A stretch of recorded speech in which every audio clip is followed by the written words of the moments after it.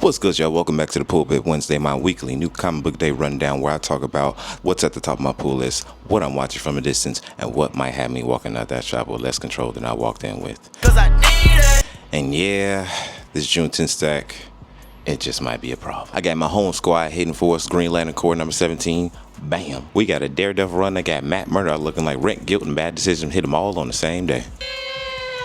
That last Firestorm book definitely sold me off that last page. If y'all ain't seen that last page, definitely go back and read that last page and you'll see exactly what I'm talking about. And on the speculation side, we got one of my most anticipated books coming out, Absolute Catwoman, number 1. 'Cause I need it. So let's go ahead and get into it. Now, quick life update. As you can see, I'm talking a little bit better and my migraines are starting to go away and the light is not hitting me as much, but I'm keeping the glasses on as a precaution. Also, if you haven't noticed, I'm starting to talk a little better. I can actually take light. And since I'm feeling better, y'all should go ahead and hit that like or subscribe button because that means a lot more videos gonna be coming out. So let's go ahead and get back into the show.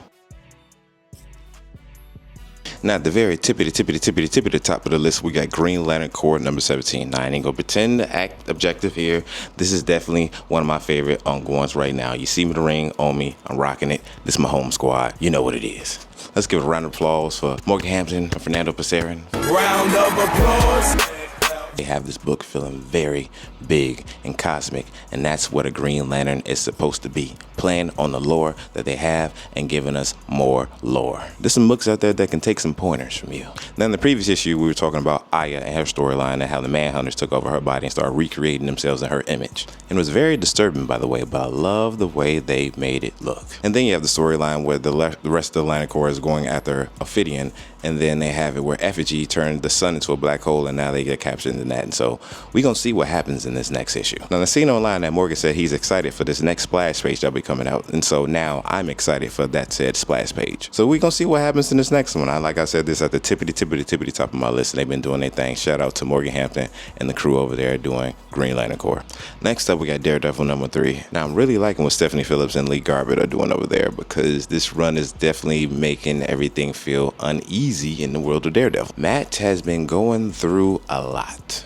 This last issue really leaned into this new professor phase of his life. But the whole time you can feel that something is off. And they definitely let you know something is off and it's coming. And I know when you got something brewing. I know it. Now when they have this one villain, who I won't reveal his name is, starts applying pressure, the book starts to get even more dark. And this last one, I feel like at any point, Matt was going to be in serious danger. But then we have a character who came in and saved them on the last page, which has me excited for this next issue. I'm not going to say it, but it's a character who we have seen with him a lot. So going to number 3, I feel like they're going to fix a lot of the issues he has, especially talking to this person because they're very optimistic. They can talk to you and make you feel like everything's going good. And I think we're going to have the next half of this story where he's starting to fix the issues that we're seeing in this one. So I feel like this is going to be about a 5-issue arc. So this is the perfect time to hop in right now. It's only on issue 2, going to issue 3 right now, and then we'll be hopping to a next arc in probably the next 2 or 3 issues. Shout out to Stephanie Phillips and the team for doing their thing on this one.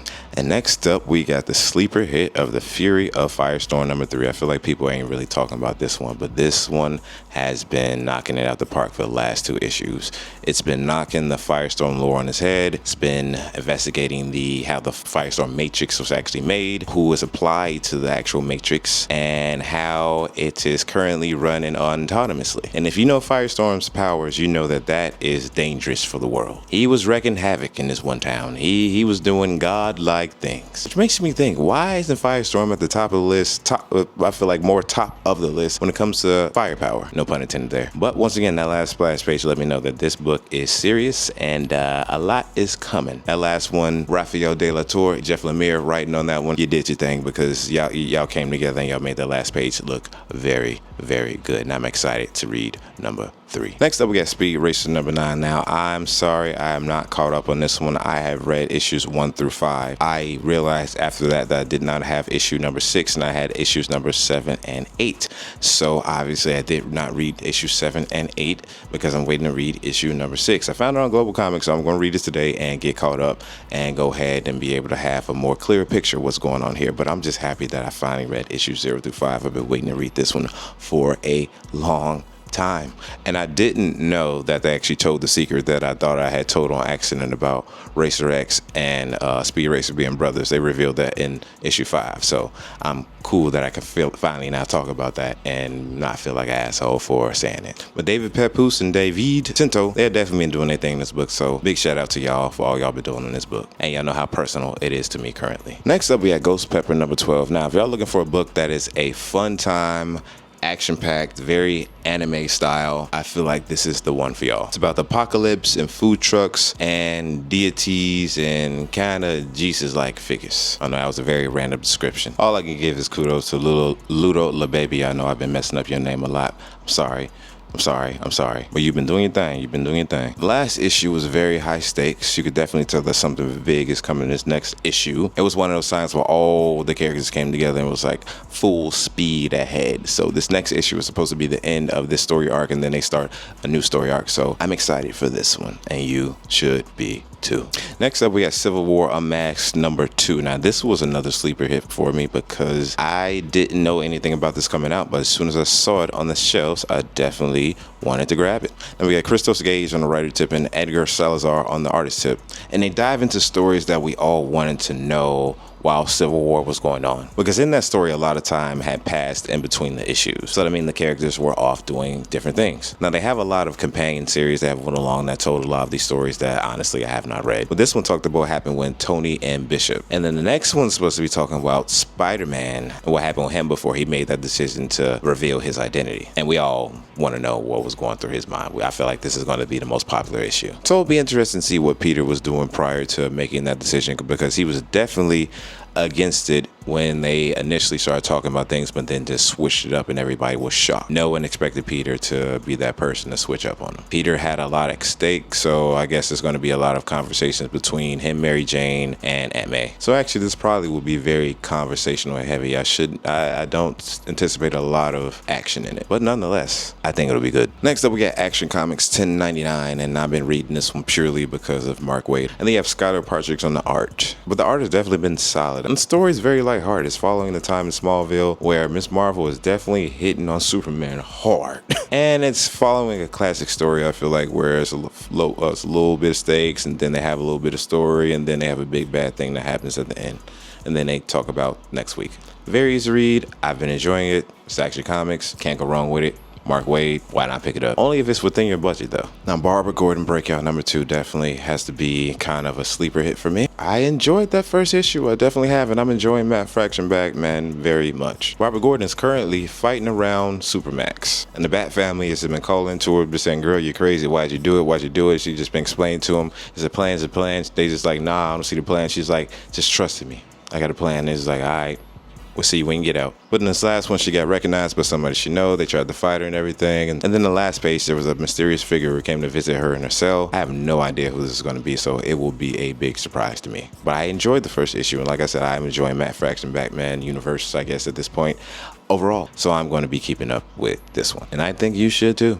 And last at the top of the list, we have XMen number 31. I feel like I always have this moment where I'm like, which XMen is this? What is going on? Who did what? Ha ha, who, ha, who. But that's not a diss to you, writer Jet McKay, because you've been doing your thing. I mean, it's solid. It's X-Men. It's never going to miss. I mean, you can miss, but it's hard to miss with X-Men. But in the last issue, they wrapped up that story arc with the Danger Room, which was like the 5 of the mutants who were attacking them and pretty much going after them in the town and trying to expose what they had going on. There's a lot of anger, a lot of confusion, and then the X-Men were all split up and everything. But they came back together and defeated the evil in the end. And so like I said, it's a solid X-Men book. You can't miss with that. It's just me. Sometimes my feeble mind cannot remember everything that's going on in this universe, especially because I missed a lot of the Krakoan era, so I don't know a lot of the story that's connected directly to it. So yeah, it's a little confusing for me, but I've been going back and reading those stories little by little, but it's a lot of them. And I'm reading currently and back then, so I can only have so much time in a day. But nonetheless, this book is one you should pick up. So yeah, that's the top of my list. Those are the books that'll be waiting for me at the shop before I go drifting around acting like I ain't got no bills to pay. Next up, we got the spec list, and I can't wait to show y'all what's at the top. Y'all already know.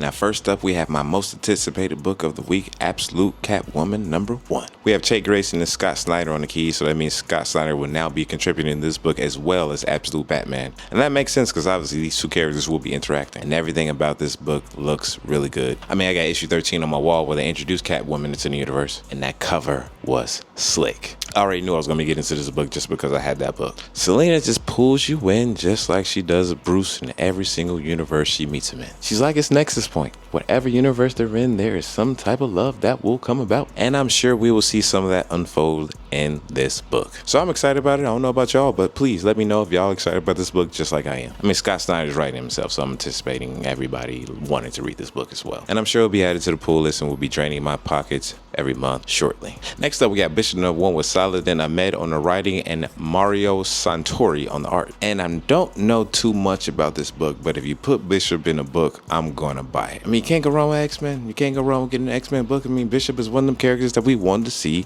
in his own book. And I'm sorry I did not look to see if this was going to be an ongoing issue or a miniseries. I'm pretty sure it's going to be a miniseries. You know how they do us black characters out here. And don't jump in my comments talking about DC so white and all that. Yes, I am in support of all that, but obviously I am covering all of DC books. And I already know Bishop is going to be on the pool list. I mean, I'm supporting my brother all the way no matter what. So yes, this will be yet another book that will be taking money from me month after month.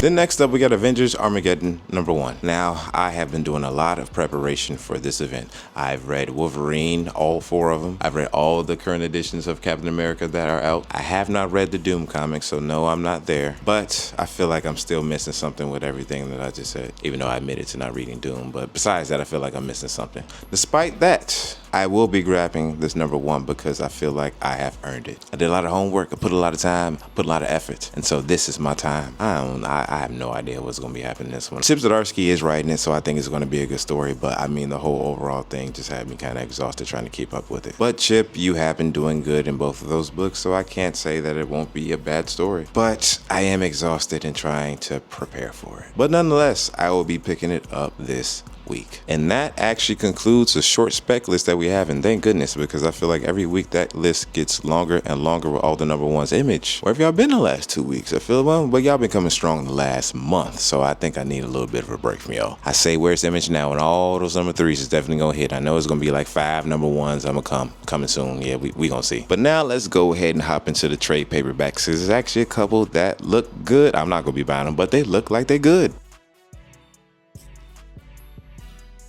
First up, we got a book that I actually was throwing shade to earlier in this video, and I will reference it right now. There's some books out there that can take some points. Yes, I was talking about this book, Absolute Green Lantern, the trade paperback volume 2. Now, up until this point, actually, this has been a good story, so I'm not throwing shade at volumes 1 and 2 of the trades. Probably when we get into 3 is when it gets kind of whoa in here, but nonetheless, I'm joking. It's been a solid story. It's just sometimes it gets you somewhere, but the first 2 trades definitely will be a good story. If you like thinking about chakras, then you will enjoy this book. But if you do not, you won't. But I am not ragging on the book. Again, up until this point, this was a great, solid story.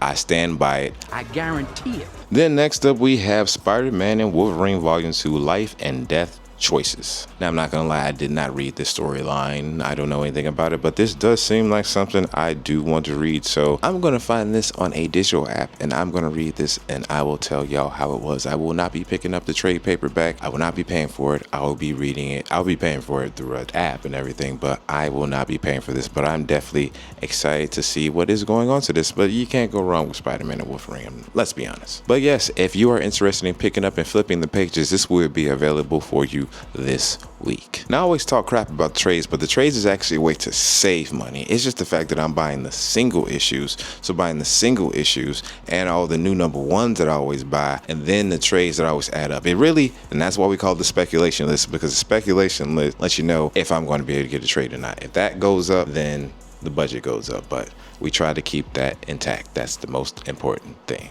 All right, y'all, that's my Pullpit breakdown for all the books dropping on June 10th. So if you rock with the new Comic Book Day, weekly pool list, comic reviews, DC, Marvel, indie comics, anything between, Mad Cave, can't forget about them. Make sure you like, subscribe, and comment to this video because we're going to be talking about them from week to week to week to week. And let me know in the comments what's on the top of your pool list. What books you got on your spec list that you enjoying, a secret that you ain't telling nobody? What trades you got in that bag, huh? What you got in that bag? But with that said, I'll see y'all in the next one.